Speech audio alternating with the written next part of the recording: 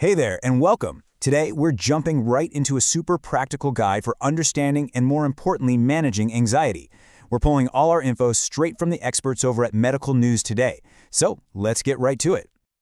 So let's just start with a really simple question. Have you ever had that feeling, that knot in your stomach, your heart starts racing, and you just feel completely swamped by worry? If you're nodding along, believe me, you are so not alone. And that's actually the first thing we really need to understand. I mean, the quote on this slide says it all, right? Anxiety is a totally normal part of being human. It's basically our body's built-in alarm system for when we're stressed. The real trick is learning how to get a handle on it so it doesn't end up handling you. Okay, so let's get into our first section, understanding anxiety, because you can't really start to cope with something if you don't get what it is. So, what is this feeling, really? And where on earth does it come from? Well, when you look at this list, it's pretty clear that anxiety doesn't just pop up out of thin air. Nope, it's usually tied to very real everyday pressures. Things like stress at work, worrying about money, health issues, or even our relationships. Just spotting what your personal triggers are on a list like this can be a huge first step. And this, right here, shows a really critical distinction we have to make. See, there's a world of difference between situational anxiety, feeling nervous before a big presentation, and an actual anxiety disorder. One is a temporary response, the other is this persistent, disruptive feeling that can really mess with your day-to-day life. It's kind of like the difference between a passing thunderstorm and a fog that just won't lift. All right, so we've got a better handle on the what. Now let's talk about the how. What can you actually do when that wave of anxiety hits you? This next section is all about your toolkit for getting some immediate relief right in the moment. This is probably one of the most powerful tools you have, and the best part is you can do it absolutely anywhere, anytime. See, when we get anxious, our breathing gets all fast and shallow, which just makes everything worse. By slowing it down on purpose, you're sending a message back to your brain saying, hey, it's cool, we can calm down. Let's just try one together right now.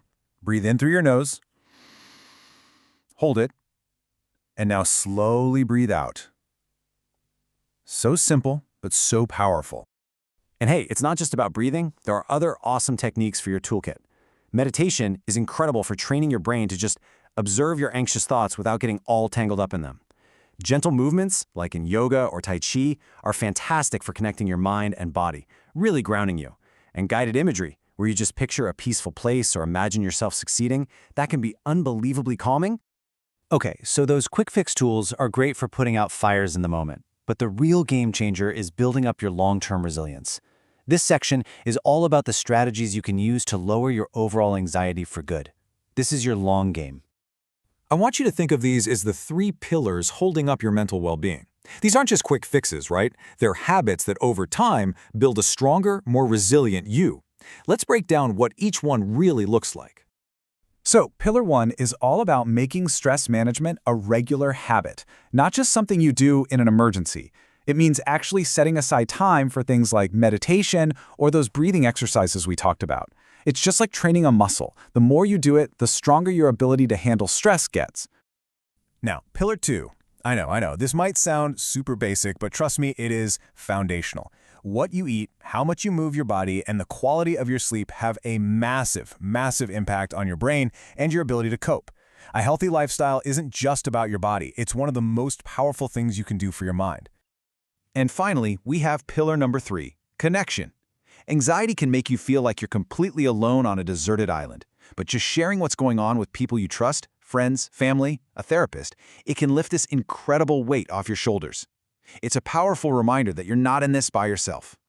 And that leads us perfectly into our final section, which, honestly, might be the most important part of this whole conversation, because sometimes our own toolkit just isn't quite enough, and knowing when to ask for help, that's a true sign of strength.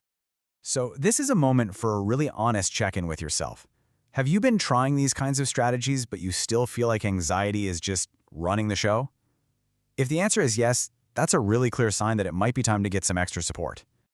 So what are the red flags to look out for? Well, is your anxiety just way out of proportion to what's actually happening? Is it constant? Is it literally stopping you from working or seeing people or just doing things you used to love? If you're saying yes to these, it's a good indicator that it's time to chat with a professional. And listen, the idea of getting help can sound really big and scary, right? But it's not. It's actually a pretty clear process. It usually starts with just talking to your doctor. And from there, you have options. Really effective treatments like cognitive behavioral therapy, or CBT, which is amazing for changing negative thought patterns. There's also group therapy, or sometimes medication. The point is, there are clear, proven paths forward.